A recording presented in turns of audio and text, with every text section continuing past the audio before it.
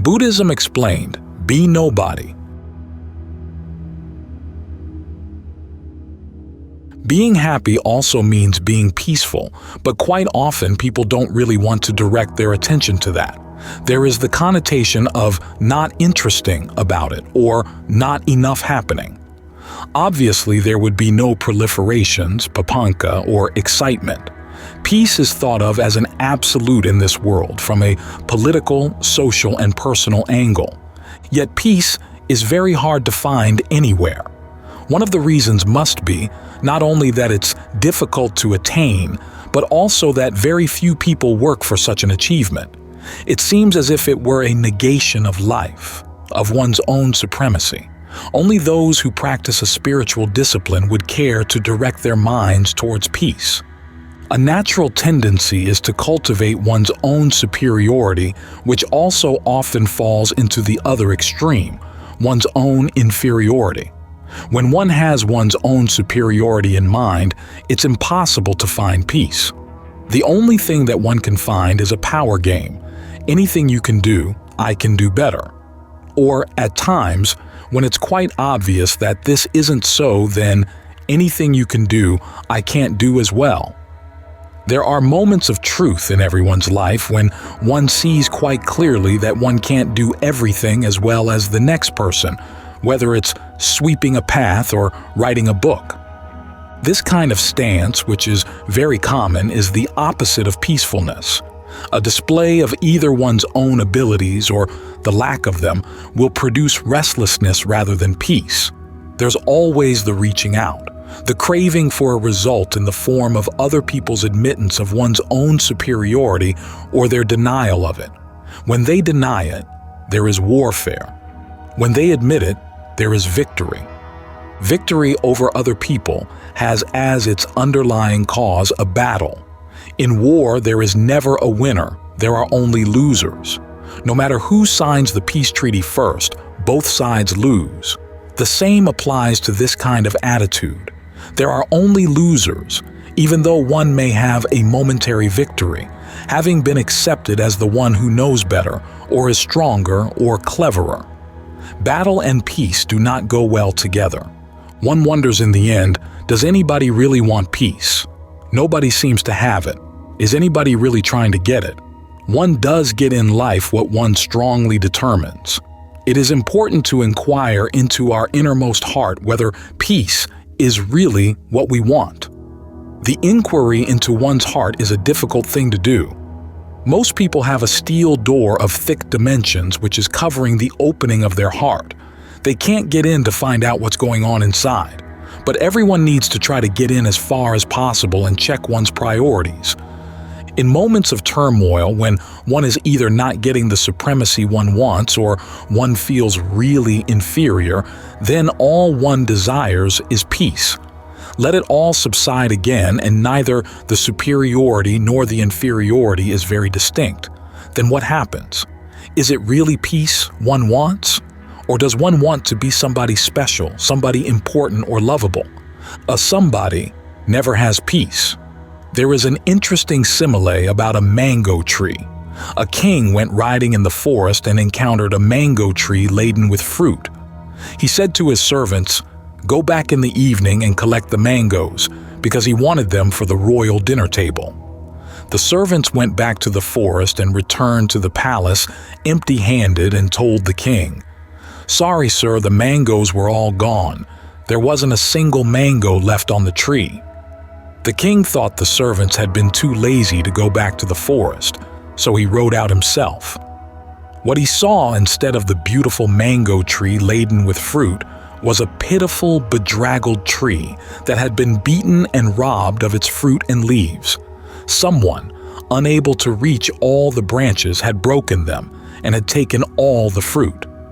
As the king rode a little farther, he came upon another mango tree, beautiful in all its green splendor, but not a single fruit on it. Nobody had wanted to go near it since there were no fruits, and so it was left in peace. The king went back to his palace, gave his royal crown and scepter to his ministers, and said, "You may now have the kingdom. I am going to live in a hut in the forest." When one is nobody and has nothing, then there is no danger of warfare or attack. Then there's peace. The mango tree laden with fruit didn't have a moment's peace. Everybody wanted its fruit. If we really want peace, we have to be nobody. Neither important, nor clever, nor beautiful, nor famous, nor right, nor in charge of anything. We need to be unobtrusive and with as few attributes as possible. The mango tree, which didn't have any fruit, was standing peacefully in all its splendor, giving shade. To be nobody doesn't mean never to do anything again. It just means to act without self-display and without craving for results. The mango tree had shade to give, but it didn't display its wares or fret whether anyone wanted its shade. This kind of ability allows for inner peace. It is a rare ability because most people vacillate from one extreme to another, either doing nothing and thinking, let them see how they get along without me, or being in charge and projecting their views and ideas. It seems to be so much more ingrained in us, and so much more important to be somebody than to have peace. So we need to inquire with great care what we are truly looking for. What is it that we want out of life? If we want to be important, appreciated, loved, then we have to take their opposites in stride also. Every positive brings with it a negative, just as the sun throws shadows. If we want one, we must accept the other without moaning about it. But if we really want a peaceful heart and mind, inner security and solidity, then we have to give up wanting to be somebody, anybody at all. Body and mind will not disappear because of that. What disappears is the urge and the reaching out and the affirmation of the importance and supremacy of this particular person called me. Every human being considers himself or herself important. There are billions of people on this globe. How many will mourn us? Count them for a moment. 6 or 8 or 12 or 15 out of all these billions. This consideration may show us that we have a vastly exaggerated idea of our own importance. The more we can get that into the proper perspective, the easier life is. Wanting to be somebody is dangerous. It's like playing with a burning fire into which one puts one's hands all the time, and it hurts constantly. Nobody will play that game according to our own rules. People who really manage to be somebody, like heads of state, invariably need a solid bodyguard around them because they are in danger of their lives. Nobody likes to admit that someone else is more important. One of the major deterrents to peace of mind is the somebody of our own creation. In the world we live in, we can find people, animals, nature, and man-made things. Within all that, if we want to be in charge of anything, the only thing we have any jurisdiction over is our own heart and mind. If we really want to be somebody, we could try to be that rare person, the one who is in charge of his own heart and mind. To be somebody like that is not only very rare, but also brings with it the most beneficial results. Such a person does not fall into the trap of the defilements. Although the defilements may not be uprooted yet, he won't commit the error of displaying them and getting involved with them. There is a story about Tan Achan Cha, a famous meditation master in northeast Thailand. He was accused by someone of having a lot of hatred. Tan Achan Cha replied, "That may be so, but I don't make any use of it." An answer like this comes from a deep understanding of one's own nature. That's why we are impressed with such a reply. It's a rare person who will not allow himself to be defiled by thought, speech, or action. That one is really somebody, and doesn't have to prove it to anyone else, mainly because it is quite obvious.